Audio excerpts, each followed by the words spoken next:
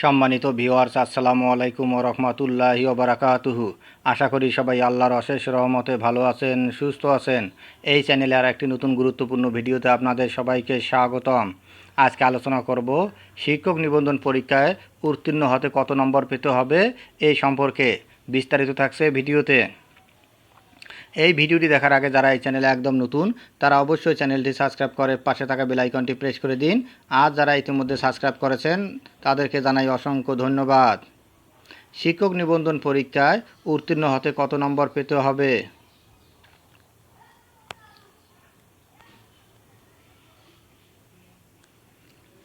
বেসরকারি মাধ্যমিক ও উচ্চ মাধ্যমিক পর্যায়ের শিক্ষা প্রতিষ্ঠানের এন্ট্রি লেভেলের শিক্ষক প্রভাষক হতে নিবন্ধন পরীক্ষায় প্রতিটি স্তরে কমপক্ষে 40% নম্বর পেতে হবে। প্রিলিমিনারি, রিটেন ও ভাইভায় আলাদাভাবে 40%-এর কম নম্বর পাওয়া কোনো প্রার্থী শিক্ষক নিয়োগের মেধা তালিকা অন্তর্ভুক্ত হওয়ার সুযোগ পাবেন না। বেসরকারি শিক্ষক নিবন্ধন ও প্রত্যয়ন কর্তৃপক্ষ এনটিআরসি সূত্রে এসব তথ্য জানা গেছে।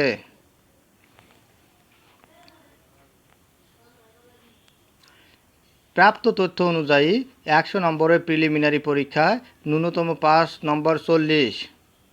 আর বিদ্যমান বিধিমালা অনুযায়ী কোনো প্রার্থী লিখিত ও মৌখিক পরীক্ষায় ন্যূনতম 40% নম্বর না পেলে শিক্ষক নিয়োগের মেধা তালিকায় অন্তর্ভুক্ত হওয়ার সুযোগ পাবেন না।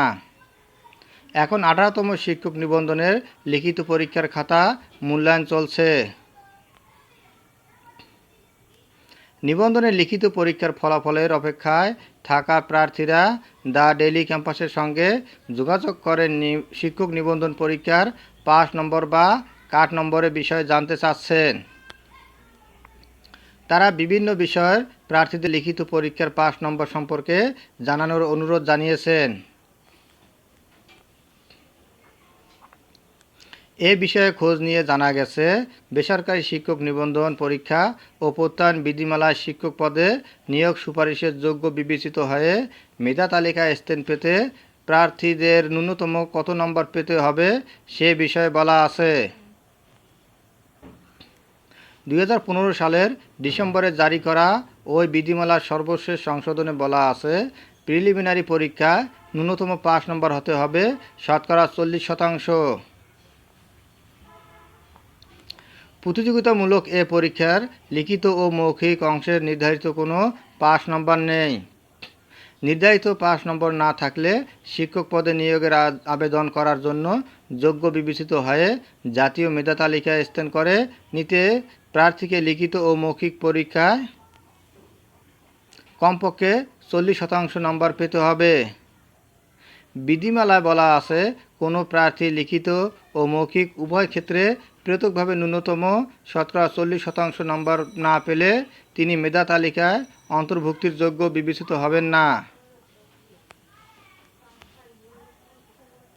বিধিমালা অনুসারে উত্তীর্ণ প্রার্থীদের মেধা ভিত্তিক মূল তালিকা ছাড়া শূন্যপদের সংখ্যার শতকরা 20% প্রার্থীর সমন্বয়ে অপেক্ষমান তালিকা প্রণয়ন করা যাবে। তাই লিখিত ও মৌখিক পরীক্ষায় উত্তীর্ণ হতে ন্যূনতম 40 নম্বরের কথা বিধিমালা উল্লেখ করা হলেও বিষয়ভিত্তিক প্রার্থীর সংখ্যা বিবেচনায় পাস নম্বর বা কাট নম্বর বাড়ার সুযোগ আছে। তবে বিষয়ভিত্তিক পাস নম্বর প্রকাশ করার নজির নেই। এনটিআরসি-এর কর্মকর্তারা দ্য ডেইলি ক্যাম্পাসে জানান, বিধিমালা অনুযায়ী শিক্ষক নিবন্ধন পরীক্ষায় উত্তীর্ণ হতে প্রিলিমিনারি, রিটেন ও ভাইভা প্রতিটি অংশে ন্যূনতম 40 নম্বর পেতে হয়। তবে লিখিত পরীক্ষার পাস নম্বর বা উত্তীর্ণ হওয়ার নম্বর নির্ধারিত নয়। প্রার্থী বেশি হলে পাস নম্বর বাড়তে পারে। জানা গেছে, 18তম শিক্ষক নিবন্ধনের লিখিত পরীক্ষার ফল চলতি সেপ্টেম্বর মাসে ফল প্রকাশ করতে চাচ্ছে এনটিআরসি-এ। তবে ছাত্র জনতার আন্দোলন ও সরকার পতনের জেরে খাতা মূল্যায়নের প্রক্রিয়া দেরিতে শুরু হয়েছে। তাই চলতি মাসে এ পরীক্ষার ফল নিয়ে শঙ্কাও আছে।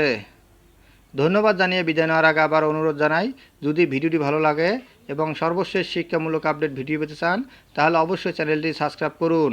ধন্যবাদ সবাইকে।